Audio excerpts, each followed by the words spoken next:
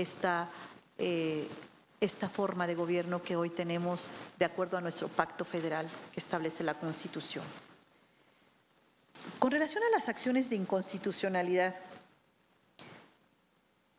en cuanto a los plazos que se están tardando, mire, tenemos en la Corte, yo advierto dos problemas. Uno es, tenemos un plazo de 30 días naturales para presentar la acción de inconstitucionalidad, pero luego tenemos que esta debe ser aprobada por 8 de sus 11 miembros. Entonces, un primer problema que existe es generar el consenso de 8, de 11. Eso nos da una garantía de que seguramente se van a hacer las cosas perfectamente bien o casi perfectamente bien, la acción de inconstitucionalidad 8 de 11. Pero para generar este consenso, en ocasiones se lleva mucho tiempo al interior de la Corte estar generando estos consensos para una resolución de una acción de inconstitucionalidad. Creo yo que se podrían plantear dos temas. Uno, que fuera mayoría simple para poderle darle mayor celeridad, con la desventaja que tiene la mayoría simple. Ustedes lo viven aquí en el Congreso y en el Senado. Y el otro tema sería ponerle, como usted bien lo determina, un límite de tiempo para que esto presione al consenso entre los ministros para poder emitir las resoluciones de acción, porque coincido que en ocasiones, a pesar de que no hay tanto trabajo en la materia constitucional, llegan a tardarse en demasía y esto genera que puedan llevarse y afectar derechos de justamente los agraviados en la acción de constitucionalidad. Coincido en que puede establecerse un plazo para la resolución de estas acciones, senadora Murguía. Muchísimas gracias. Muchas gracias, doctora Esquivel. Seguimos con el turno, senadora secretaria. Continúa el senador Omar Macedo. Gracias. Buena tarde, doctora Yasmín Esquivel Moza. Pues celebro particularmente que en esta ocasión la terna y la convocatoria diga ministra de la Suprema Corte. Quiere decir que por fin se ha alcanzado después de muchos años lo que en algún momento sonaba desconocido. Hoy seguramente será complicada la votación porque la competencia es muy cerrada y la calidad que nos presentan en sus documentos pues habla de una especialización y un panorama muy amplio de conocimientos. Yo las preguntas que voy a generar, pues quisiera también hacerlas extensivas para no ser repetitivas a las demás aspirantes en su momento, no abordar un tema desde luego particular, regional o técnico, quisiera ir un poco más allá. Cuando son las comparecencias a diversos cargos, nadie nunca dice voy a ir en contra de los derechos humanos, voy a ir en contra de la equidad de género, voy a ir en contra del Estado de Derecho, no voy a aplicar el estricto cumplimiento de la ley, voy a violar la autonomía, la imparcialidad o la división de poderes. Entonces, yo quisiera hacer algunas preguntas sin, desde luego, ser ofensivo ni comprometer la respuesta, porque yo creo que en estos tiempos de cambio es necesario sumarnos a este cambio. Pero me preocupa que en ocasiones pues lleguemos aún en estos tiempos a esa vieja fórmula del derecho castellano, del derecho virreinal, de obedézcase pero no se cumpla, donde si bien es cierto no se niega la autoridad del Poder Legislativo, pues llega a resultar inoperante. Y más que preguntas, me gustaría que en caso de ser favorecida con el voto, pues se pudiese implementar, y por eso insisto en que estas mismas interrogantes serían para las demás participantes de esta terna. La primera sería hasta dónde debe llegar la autonomía en las resoluciones del Poder Judicial cuando tenemos ejemplos muy recientes como el caso de Veracruz, donde el propio Consejo de la Judicatura Federal refiere la separación de un juez de distrito por ir en contra, según lo refiere, de constancias y errores inexcusables. ¿Cómo puede considerarse la autonomía en una resolución si es evidente y contraria? ¿Cuál sería el mecanismo para darle un seguimiento a estas resoluciones que seguramente fue por la situación tan lamentable y relevante y mediática, pero habrá algunos otros o muchos asuntos que pudiesen resultar igual.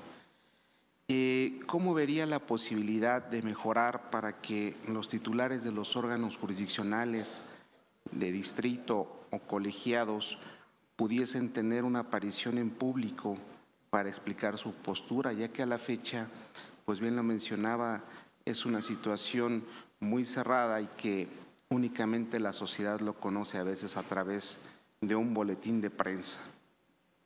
El tercer cuestionamiento es en relación a un estudio del CIDE, en el cual refiere que el 51% de jueces y magistrados tienen al menos un familiar en el Poder Judicial laborano, y en el caso de Jalisco es del 80%.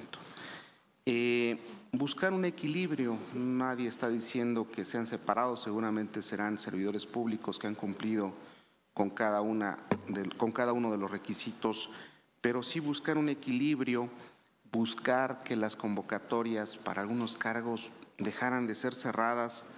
¿Por qué limitar el ingreso de abogados postulantes, de personal de los poderes judiciales de las entidades federativas, de las fiscalías generales? Y lo que es más complicado, a veces hablamos que se fortaleció una institución y de repente hay personal de las fiscalías generales y de la propia Fiscalía General de la República que tienen vetado el acceso a algunas convocatorias. Entonces, son los cuestionamientos, y más que cuestionamientos, pues ojalá, si resulta electa, pudiese ser parte de ese cambio, y le agradezco su presencia aquí el día de hoy. Gracias. Gracias, senador Omar Macedo. Tiene el uso de la palabra, doctora Esquivel. Gracias, senador presidente. Senador Omar Macedo, si usted me permite, con relación a su primera pregunta, resolver contra constancias es una responsabilidad por parte del juzgador. Está establecido en la norma y considero que esto no viola la autonomía. Sí es importante que el Consejo de la Judicatura entre y tome cartas en este tema sobre la resolución contra constancias, porque si el justiciable advierte, si las partes advierten que el juzgador no resolvió, creo que tenemos que hacer un sistema de denuncia para que pueda revisarse si efectivamente se trata de una queja correcta, de una queja con fundamento de resolución contra constancias. Cuando se llega a dar ese caso, en particular el de, conozco únicamente por los medios el caso de Veracruz, no conozco el expediente, pero si se dio una resolución contra las constancias, me parece que la separación es adecuada. Si no fue así, creo que el Consejo de la Judicatura tendría que revisar esa parte, si efectivamente el juzgador en qué sentido resolvió. Pero no considero que violara la autonomía, sino es la consecuencia de una acción inadecuada por parte del juzgador. Mejorar los titulares de los órganos de justicia para conocerlos, los colegiados, los órganos judiciales, los colegiados. Ahí yo quisiera comentarle que hace un momento platiqué acerca de las audiencias, que había que buscar una reglamentación o a lo mejor un acuerdo para que se analice cuidadosamente cómo deben ser este tipo de audiencias y que los magistrados de los colegiados puedan tener este contacto con las partes, conocer a las partes que están juzgando, saber que tienen rostro, saber que son personas, que se haga esta reglamentación de las audiencias para tener esta cercanía, porque efectivamente en la oscuridad de la oficina del juzgador, donde se está resolviendo asuntos muy importantes sobre la vida, el patrimonio de las personas, no conocen a las partes, están resolviendo asuntos delicadísimos y no saben ni siquiera quién está detrás y sobre todo aquellas personas que se encuentren en estado de vulnerabilidad, que es lo más delicado, ¿no? No necesariamente, más bien todas las partes, también aquellas grandes fortunas como aquellos que se sienten en estado de vulnerabilidad, todos deben tener este privilegio que el juez conozca a las personas que está juzgando. Ahí sí estoy de acuerdo con usted y creo que hay que hacer una reglamentación en ese sentido de audiencias. Sobre el tema del rezago que mencionaba del CIDE, es muy delicado que el 80% en los juzgados se dé este tipo de situaciones de rezago. Yo hablaba como un primer paso, yo hablaba en dos vías abatir este rezago. Uno, la especialización de los jueces, y el otro, justamente, revisar las normas administrativas de cómo se están turnando los expedientes. Sucede en algunos juzgados que llegan expedientes cuando se pueden acumular, llegan a diferentes oficinas o diferentes ponencias, se llevan a cabo inclusive hasta sentencias contradictorias, no se da esta acumulación y esto incrementa más el trabajo. Entonces sí tenemos que analizar cuidadosamente los procesos administrativos de los turnos para que pueda analizarse y revisarse cómo podemos abatir este gran rezago que hay, porque sabemos que pedir más recursos sería lo más sencillo, pero muchas veces no hay. La cobija no alcanza para cubrir y crear más juzgados y tribunales. Entonces sí revisar estos procesos y además el tema de la especialización. Con relación a los cargos y convocatorias del Poder Judicial, yo estoy en contra de que no se abran las convocatorias al foro a las barras de abogados, a las asociaciones civiles, a los estudiantes de derecho, a las universidades.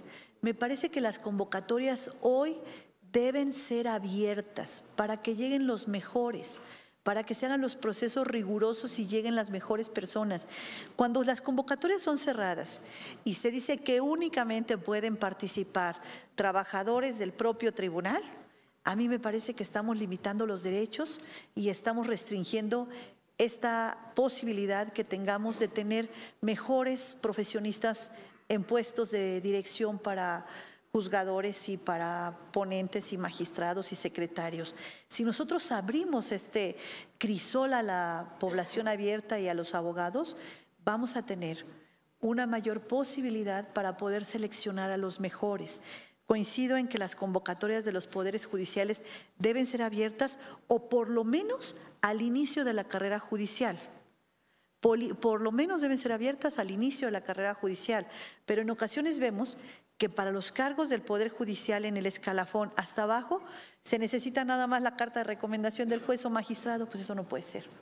Tenemos que abrir estos procesos y hacerlos a la población abierta y en ese sentido coincido totalmente y así lo propondré si hay oportunidad allá de llegar a la Corte y segundo de tener alguna posibilidad de intervenir con el Consejo de la Judicatura en función de este tema tan importante que acaba de mencionar, senador Maceda. Muchas gracias. Muchas gracias, doctora Esquivel. Sí. Adelante. Bueno, nada más para hacer una precisión con la doctora Yasmín. El estudio del CIDE no era tanto en el rezago de expedientes, a lo mejor no me expliqué de la mejor manera, sino el estudio del CIDE hablaba de que el 51% de jueces y magistrados tienen al menos un familiar laborando y que en el caso de Jalisco es del 80%. De acuerdo a este estudio. Nada más la aclaración, creo que la pregunta ya se contestó en el tema de las convocatorias, era únicamente la aclaración. Gracias. Gracias, senador Macedo. Se agotaron las participaciones de las senadoras y senadores, sin embargo, en la Secretaría se registró una coincidencia en las preguntas por la vía electrónica y en este ejercicio de Parlamento abierto. La que más es reiterativa se va a hacer del conocimiento de la doctora Esquivel por parte de la senadora secretaria Rosales.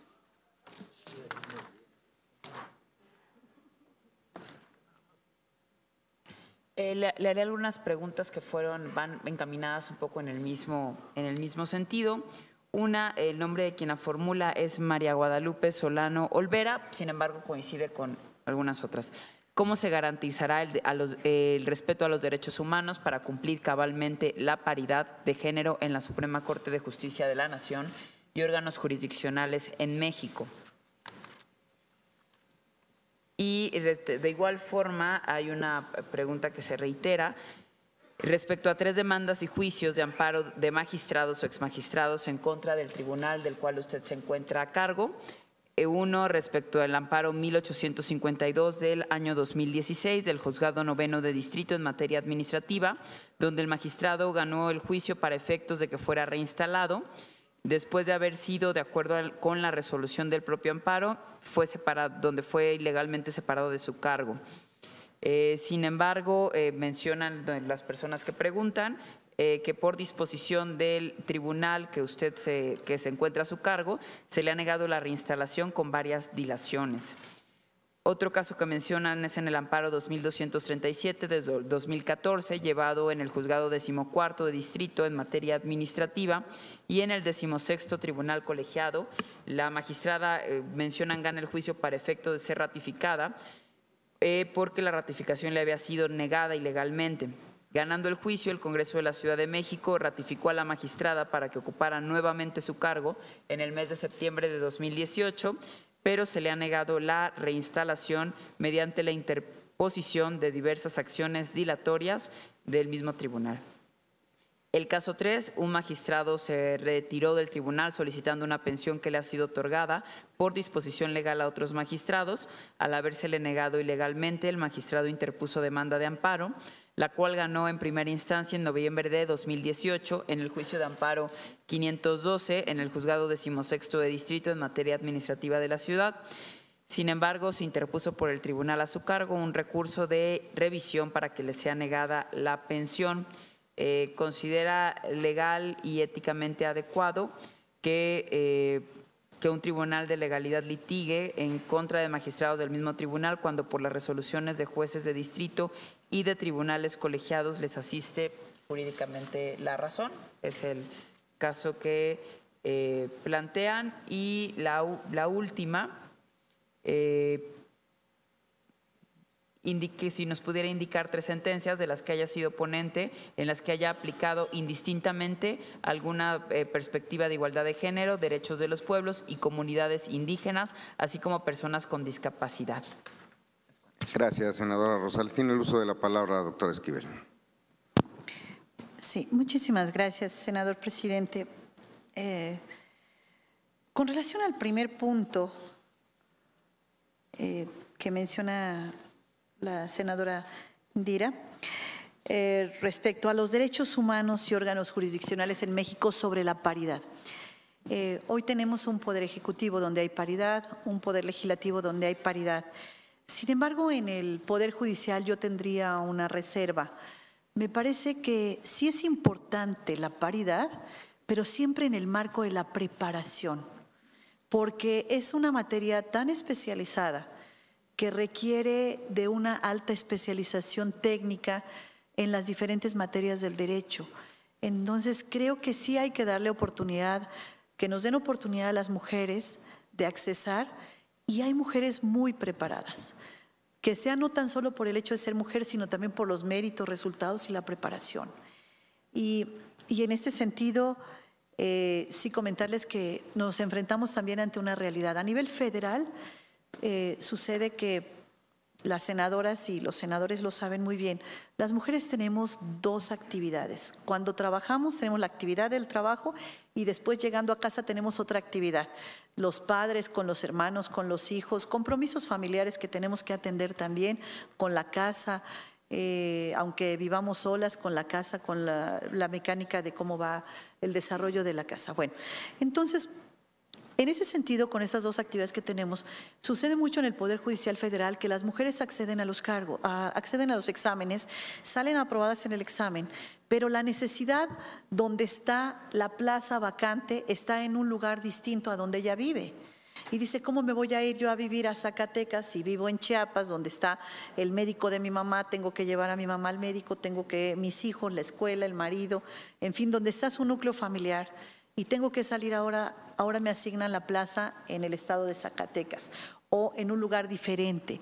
Ese es un problema que nos enfrentamos las mujeres. Sabemos que a los hombres también les pasa, sabemos que también estamos conscientes de las actividades que tienen ellos, pero las mujeres nos quejamos mucho de ese tema, las mujeres hablo por género, nos quejamos mucho de este tema de la adscripción fuera del lugar donde estamos viviendo.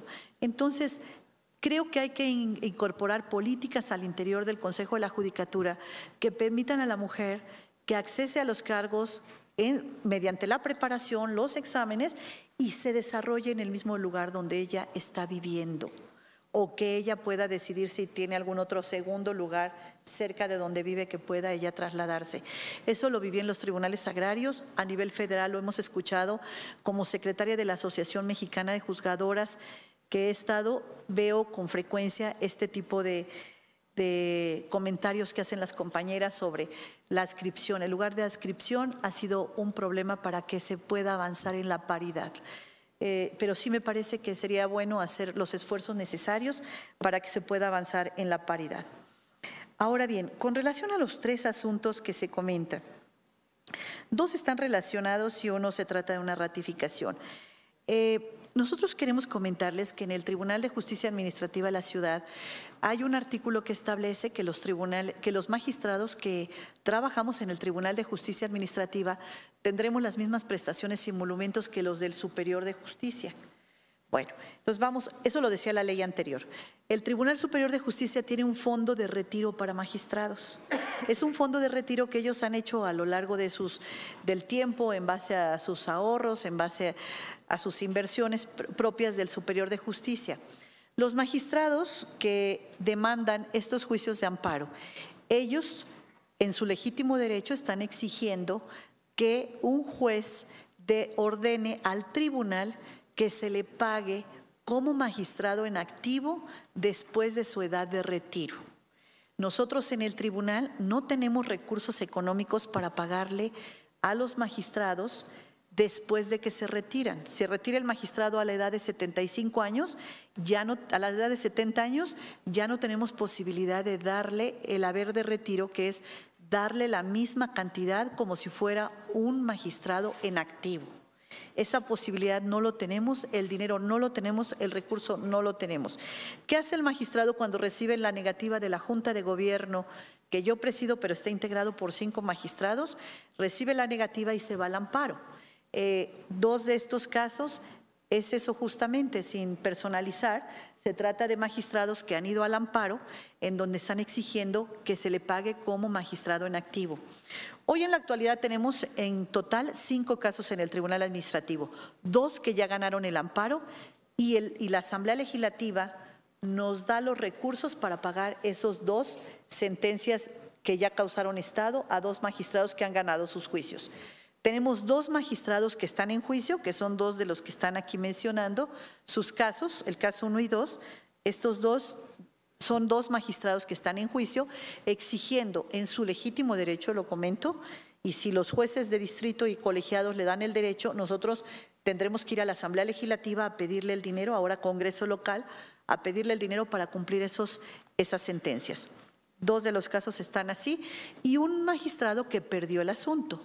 Tenemos el caso de uno de ellos que litigó durante muchos años y perdió el asunto porque los colegiados determinaron que no tenía razón y que no había ese fondo de retiro y no tenía por qué seguírsele pagando por el resto de su vida como si fuera magistrado en activo. Lo que sí tenemos derecho es a la pensión del ISSSTE. Es una pensión que está establecida en el ISSSTE y que oscila alrededor de quizá 30 o 35 mil pesos mensuales después de la edad de retiro.